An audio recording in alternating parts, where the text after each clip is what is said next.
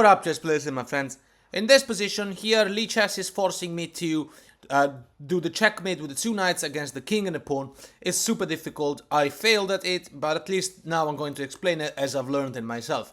So the first move is knight to g5. It's all about trapping the opponent king, keeping him trapped. King moves, knight check, king moves, and now we go on with the king to d6 to stop the king from going too far. So king d8, the idea of going to c7, we don't want to allow that.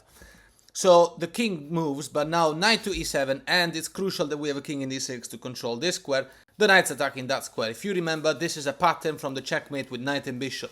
Now the king has to go on the side to e8 or maybe push the pawn. Either way, we have this check. The king moves, and now knight to a5, because we need to stop the king from going to b7, forcing the king to go to d8, because otherwise the king will be trapping himself. And then by pushing the king and by exploiting tempos, like let's say for example we can put the black king on a stalemate position and then just move the knight, and black will be forced to move the pawn. But by the way the pawn reaches the other side, we should figure out the checkmate. So it is in the interest of the black player to go towards the center to have more squares to go to. Check, king moves, and now the king moves again. The king keeps moving, couldn't go anywhere else. And now the knight stops the king from moving on the side, and he has to go towards the corner where we want him to go. Now, knight d to f7 is the right move because we want to stop the king from going anywhere. We want to keep the king in the corner squares. King g8, and now knight to e5. This is really difficult. No way that anyone can actually figure this out, unless you are Sergei Karyakin. So the king goes to f8, and now king to d7 stops the king from going any further. The king is blocked in the corner. We're attacking all of these squares. The king moves, and now knight to g4 stops him from going backwards.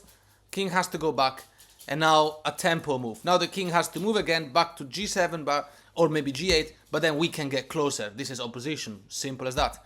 King moves, and now check. The king can't move anywhere because of the knight underneath, and so it has to go to h7. King to f7, the king is blocked by going down, it can't go down. Pushing the pawn is an interesting idea by black, because we cannot really move the knight in g4, otherwise the king will be able to go to h6.